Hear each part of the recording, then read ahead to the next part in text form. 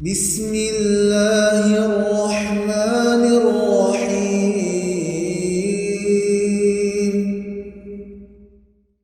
The first is that the hijab has to cover the whole of a body. Okay, not parts of the body, the whole of the body. Also apart from the face and the hands like we mentioned. The second condition is that it has to be thick enough so that you can't see through it. Or in other words, it cannot be see-through. Sometimes they're wearing something and you think, oh, it's covered. But in reality, you can see through it. You can see their skin color, for example. Yeah, that is not a full hijab. Obviously, if the woman doesn't know, then she's forgiven for her ignorance of this, the fact that she didn't know. However, if somebody was to tell her, then she'll have to change. Thirdly, it cannot be tight-fitting. It has to be loosely fitted. There's no point of the hijab if it's tight and you can see everything.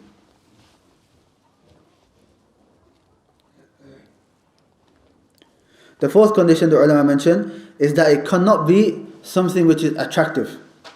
So if they have abaya, or the abaya, and then they got designs everywhere, left, right, center, different colors, that's not a part of the hijab. That's the opposite of the purpose of the hijab. A little bit here and there, because girls like the designs, a little bit here and there, maybe some dark colors, small things, that's okay. But some people, some of the women go overboard, and that is not allowed. The fifth is that she's not allowed to perfume it. Again, that defeats the whole purpose of the hijab. She walks past again, he smells it, then obviously that's going to attract a guy. The sixth is that it should not be a dress of fame, shuhra. What this basically means, and this is also for a guy as well, okay, this is a condition that's also for a guy, which is, it should not be a clothing where it just looks strange in the community. Okay, so for example, in Saudi Arabia, everyone wears white thobes, okay? If somebody comes out with like a green and yellow and all these different colors, in Saudi Arabia, he's going to stand out. Especially if he's Saudi. If he's a foreigner, they let them off. Okay? But that's not allowed. The Prophet ﷺ, he prohibited anybody wearing those clothes which are shuhra, meaning it's out of the ordinary. It's not something normal. And this makes the person stand out. This does not include wearing nice clothes. Wearing nice clothes is something good, as long as there's no kibr and no arrogance that comes with that. But however, those clothes that just stand out. Okay? If everybody wears thobes, for example, you come out and you wear jeans. Imagine Imam Ashnabi leading Salāh in jeans. You're going to think that's weird, right? Even though all the Muslims in England wear it. But in that community, it's considered libas al-shuhra. Number 7, it should not resemble the dress of men. Okay? And this is that clothes which is specific to a man. If you look at it, you say, okay, that's the clothing of a man. Such as earrings. That's for earrings is for a woman. And a man cannot wear earrings because earrings specific for a woman. Or specific for a man. Allah, I can't think of an example right now. But anything which is specific for a man, then a woman can't wear that. Number 8, she's not also allowed to wear anything which is specific to the non-Muslim women. Okay, something specific to the non-Muslim women. If all the Muslims are wearing it also, that's different. But if it's something, you look at it, that's specific to a non-Muslim woman. Like for example, the nuns, they have that specific way of dressing. A Muslim woman cannot dress like that. Okay, not in the exact same way. And same for a man.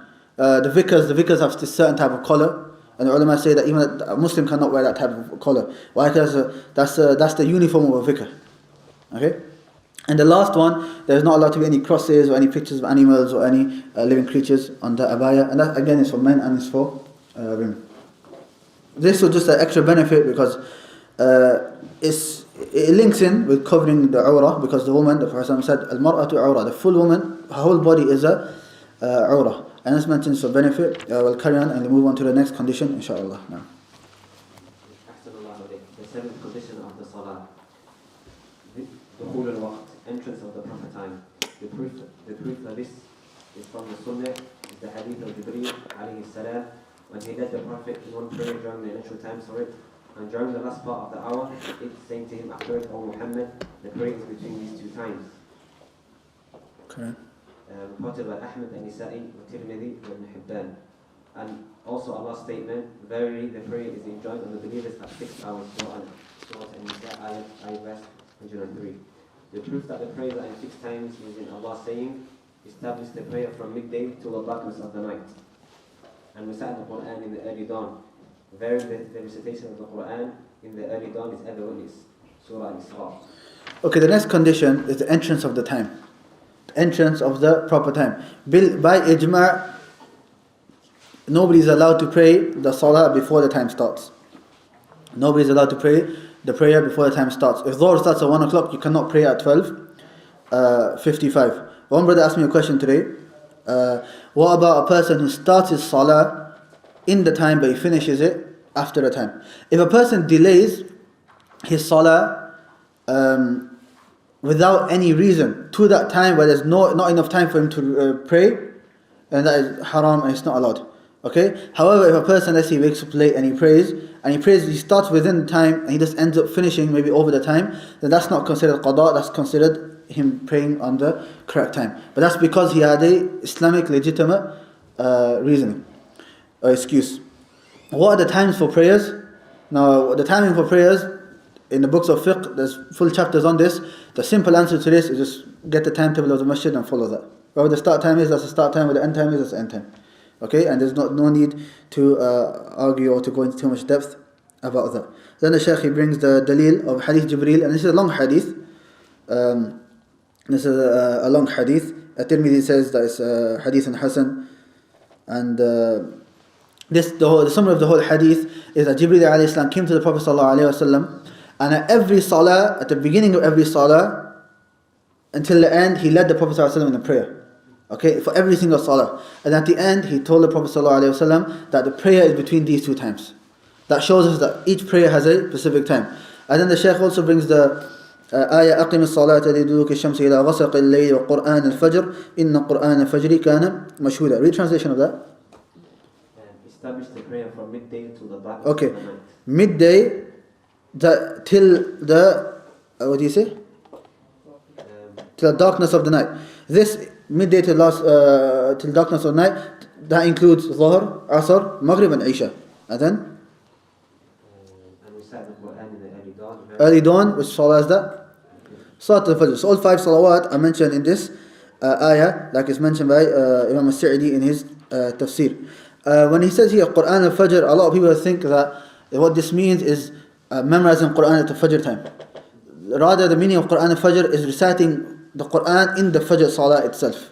Okay? It's the Fajr Salah itself, not any Quran that you recite after the Fajr Salah. Now, move on to the next one. The 8th condition, استقبال القبلة, facing the Kaaba. The proof for this is Allah's statement, subhanahu wa ta'ala, verily we have seen the turning of your face towards the heaven. Surely we shall turn you to a qibla that will please you. So turn your face to the direction of Masjid al-Haram. Surah al-Baqarah. Okay, so the next condition is that you have to be facing the Qibla. And notice very carefully, the ulama, what did they say? Facing the Qibla, and they don't say facing the Kaaba. They don't say facing the Kaaba. What's the difference? Now this depends on the state of the person. If the person is inside of Makkah and he can see the Kaaba, it's obligatory upon him to face exactly the Kaaba. Okay? However, a person who's far away, for example us, okay, it's not obligatory upon us to face 100% exactly the Kaaba, because that's impossible. Okay, from here, we're not going to exactly hit the Kaaba. It might be a few degrees this way, a few degrees that way. So the ulama say a person cannot see and is far away, so even in Medina or anything like that, then he should face the direction of the Kaaba. And the Prophet ﷺ said, مَا بَيْنَ الْمَشْرِقِ وَالْمَغْرِبِ قِبْلَةً. What is between the west and the east, that's the Qibla. So you have a bit of leeway. Some of them might say 90 degrees this way, 90 degrees that way. Okay? But generally, you have a bit of leeway. So if somebody's praying here, obviously it's best to pray straight. But the Salah is accepted. Okay, the Salah is accepted. And what is considered facing is your abdominal area, your chest area. That part has to be facing the Qibla. Now. The 9th condition, an-niyyah, the intention. It's places in the heart, and as for vocalizing it, then this is the elevation. The proof for this is the hadith. Verily actions are based on intention, and verily every man will have what he intends. Okay, so we talked about this in the wudu, which is the intention. You have to have the intention before praying. If somebody ends up doing all of the actions of the prayer, but his intention was just to do exercise, for example, then the salah is not accepted. And the niyyah is in the heart and it's not said out loud. So that what people before salah, they come out and they say out loud, oh, I'm praying 4 rak'at behind this imam in Masjid Furqan and I'm this and that. That's bid'ah, and that's not from the sunnah of the Prophet sallallahu alaihi wasallam. No.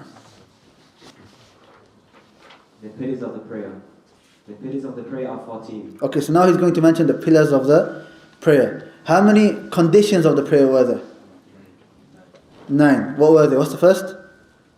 Islam. Then aql, intellect. Intellect, sanity. Oh, so sorry, al-aql. Yeah, sanity, intellect, same thing. After that, at-tamyiz. Then niyyah, that's wudu. The fourth one is wudu. Rafu al-hadath, doing the wudu. The fifth condition, removal, removal of impurities. The sixth, covering the awrah. Seventh, entrance of the time. Eighth, facing the qibla. And the ninth, the intention. Okay, so these are the 9 conditions of the prayer. Now he's going to mention the pillars of the prayer. Okay, remember we said the condition is something which starts before the prayer and it carries out throughout the prayer. Now the pillars of the prayer, and this is those actions which are inside of the prayer. If somebody does not do any of these actions, whether he forgot, okay, or forgetfulness or out of ignorance or anything like that, his salah is not accepted. Okay, that's what these pillars are. Pillar means it can never ever be lost, meaning it has to be there all the time. The same with the pillars of Islam. The same with the pillars of Islam. If you have the ability to do the pillars of the Islam, then you have to do it. You have no excuse. And how many are there? There are 14. Again, the Shaykh is going to mention all of them quickly in one go, and then he's going to go through each of them individually. No. The first, standing if one has the ability to do so. The second, the opening takbir. The third, reciting Shurūtul Fatiha. The fourth, bowing, ruku'. The fifth, rising from bowing. Sixth, prostrating on all 7 limbs. Sorry? La, don't read the hadith. It's not mentioned in the book. The seventh, erecting oneself from it. The eighth, sitting between the 2 prostrations. The ninth, remaining tranquil, i.e. not rushing during all of these pillars. The 10th, maintaining the same sequence. The 11th, the final tashahhud. The 12th, sitting for the tashahhud. The 13th, sending salāt on the Nabi, alayhi salatu wasalam. And the 14th, the final 2 tasleems. Okay, so these are the 14 conditions of the prayer. Now the Shaykh is going to go through each of them individually. And in between, because if you notice, all of these are in order. All of these are in order of the Salāh. In between, he might mention here and there some of the sunan of Salāh, some of the sunnah du'as that one should mention. He will mention them in between, and here and there he'll explain what some of these mean. For example, Surah Fatiha, he'll explain what Surah Fatiha means. At-tahiyyatu lillah, he'll explain what that also means. So if you ever got confused, okay, which one exactly is the pillar, which is sunnah, go back to this. These 14, he mentions all the pillars together, all the 14 pillars now. The first pillar of the Salāh, standing if one is able to do so. The proof for this is Allah's statement, God strictly the praise, especially the number one, and standing for Allah with full submission, Surah Al-Baqarah. So the first condition is that a person, he has to stand up if he has the ability to stand up. Okay? So if somebody wants to sit down and pray, and he has the ability to stand up, his salah is not accepted. Okay? And this is regarding the fard salah, the obligatory prayers. And this is by ijma', the consensus of the scholars.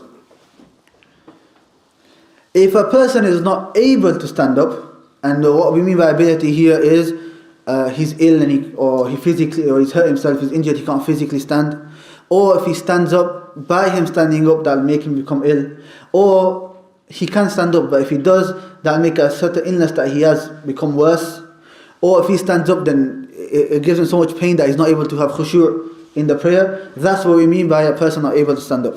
Not a little bit hurting, a little bit of headache. That doesn't count. Okay? But if a person cannot stand up, then he should sit down. And then if he cannot sit down, then he should lay down, like in the hadith of Prophet sallallahu alaihi wasallam. When it comes to nawafil prayers, okay, then it's permissible for a person to sit down. And this is again by ijma'.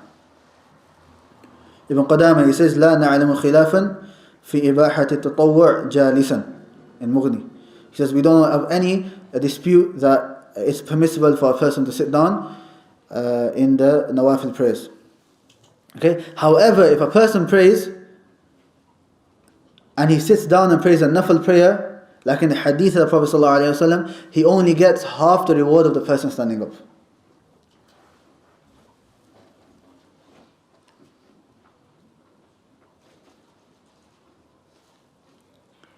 What if a person, he physically stands up, he's messed up his legs, so he sits down and prays a nafil prayer. Will he get the full reward or half the reward?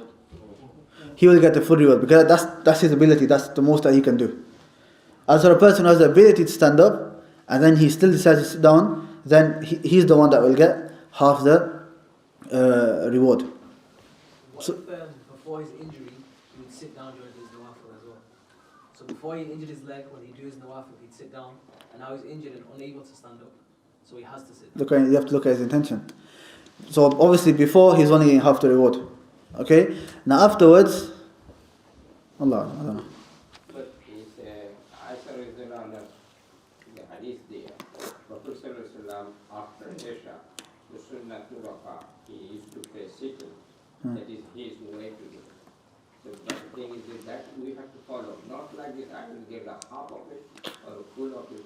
This is one kind of hadith is coming. So I don't know. They're confusing the people. Repeat that please. Prophet, yeah, Hadith Aisha Rizal, hadith here. Isha time, Prophet Sallallahu he sat down and did 2 rakats. Okay, if the Prophet ﷺ, Allah has not just heard this hadith, however, if the Prophet ﷺ did sit down for that hadith, for that salah, then you could, there's many ways to interpret that. Firstly, it could be specific to that prayer that he was doing. Okay? Secondly, just because the Prophet ﷺ did it, and this is why it's not able for a layman to go and read the hadith and just give a ruling like that. If the Prophet ﷺ many times he will do something, not because it's the best, but just to show it's permissible to do that. Okay, and the hadith that I brought, and it's authentic hadith. I'll give you the hadith if you want. Sahih Bukhari hadith number 1115. The Prophet ﷺ said, "In صلى قائما فهو أفضل." If the person stands up and prays, it's better for him. ومن صلى قاعدا فله نصف أجر القائم. And as for the one who sitting down, then he will have half the reward of the person standing up. Okay, so Allah Alam, that hadith. Bring me the hadith and we can look into it, inshallah, maybe in the break. Otherwise, stick to what I said. No. The second pillar of the prayer. And by the way, like we mentioned yesterday, anybody's got any questions, write them down on a piece of paper, please. Okay, write them down on a piece of paper and answer them later, inshallah. No. The second pillar of the prayer, the opening takbir. The proof for this is the hadith. Its opening is the takbir saying Allahu Akbar, and it's closed. Okay, read it. The proof for this is the hadith. Its opening, translators know, the word used in the hadith is tahrim, which has been translated as opening, but which more specifically means that which makes something forbidden. This is since with the opening takbir, the common actions of speaking and eating become forbidden, as one is now in the prayer. Is the takbir saying Allahu Akbar, and its closing, the translators know, the word used in the hadith is tahrim, which has been translated as closing, but which more specifically means to make something permissible. This is since with the closing takbir, the common actions of speaking and eating become permitted again, as one now is out of the prayer. Is the taslim saying Assalamu alaikum? Okay, so what you read so far, this is the second pillar of the Salāh, which is Takbiratu al-Ihram, which is saying Allahu Akbar. Only the words Allahu Akbar, no other words are accepted. And people have to be very careful in the way they say the words. Okay? If you make a mistake in some of the words, especially those which are obligatory, then it could nullify your salah. For example, if somebody says Allahu Akbar, what does that mean? What does that mean? Is Allah the greatest? That changes the meaning completely. But what did he do? He just stretched the alif in the beginning. Okay? So you have to be very careful, and the same goes for Surah Al-Fatiha. And we'll get the Surah Al-Fatiha, especially it has a lot of tashdeedat, shaddas. You have to say each shadda when you see a shadda, it's actually two letters. So make sure you say those words properly. Not Rabbil Alameen. Rabbil Alameen, that's not really a shadda. Okay, Rabbil Alameen, like that. Okay. Otherwise, depending on the mistake, it can nullify your prayer. So you say Allahu Akbar. Then he brings a hadith of the Prophet sallallahu alaihi wasallam, where he says tahrimuha at-takbir. The thing which makes the salah haram is saying Allahu Akbar. What does it mean by making the salah haram? It means that by you saying Allahu Akbar, certain actions become haram, such as talking, eating, drinking, and so on. And then he says وَتَحْلِيلُهَا التَّسْلِيم. And that which makes the salah, halal, meaning it's halal for you to talk and eat and drink, is saying the taslim, Assalamu alaikum wa rahmatullah, Assalamu alaikum wa rahmatullah. Now.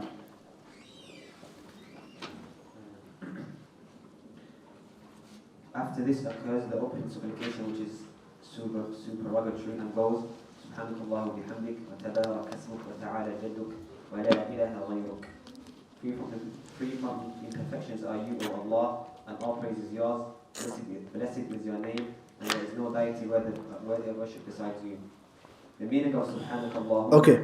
Now he says, after saying Allahu Akbar, you say al-istiftah, which is the opening dua. Okay, and he mentions the opening dua, Subhanakallahumma bihamdik wa tabarak asmuk wa ta'ala jadduk wa la ilaha ghayruk. And he says this is wa huwa sunnah. This is sunnah, meaning you do it, you get rewarded for it. But if a person misses this out and he goes straight to Surah Fatiha, his salah is accepted. His salah is accepted. Now this dua that is mentioned, in terms of authenticity, it's authentic. However, it's not the most authentic one. However, the ulama, they mention this in their books for two reasons. Okay? Firstly, because it's short and it's easier for people to memorize. Secondly, because of the meanings what is in it. Imam Ahmad, he preferred this dua over the others. Why? Due to the fact that this whole dua that you are saying is just praising Allah subhanahu wa ta'ala. And the Shaykh is going to explain what this dua means. Another dua which is authentic, which is in Bukhari and Muslim, which is Allahumma ba'id bayni wa bayna khatayaya kama ba'adta bayna mashriqi wal maghrib, until the end of the hadith, which basically translate, Oh Allah, distance between me and my sins just as you have distanced the east and the west. Oh Allah, clean me or cleanse me from my sins just as you clean a white thobe from dirt. Oh Allah, cleanse me from my sins with water and coolness. This is also another dua which is mentioned in Bukhari and Muslim. It starts off Allahumma ba'id bayni wa bayna khatayai till the end of the dua. It's a bit longer than the one that the Shaykh has mentioned. The one that the Shaykh has mentioned is Subhanakallahumma bihamdik wa tabarak asmuk wa ta'ala jadduk wa la ilaha ghayruk. Whether it just, if nobody caught that dua that I said, I'll just give you a reference and you can just write it down or memorize it properly. Bukhari 744. It's in Bukhari, hadith number 744, and it's in Muslim 598. Okay? So if you want to memorize that dua, just go online, type in that hadith reference number, and then they'll come up and you can memorize that dua, inshaAllah.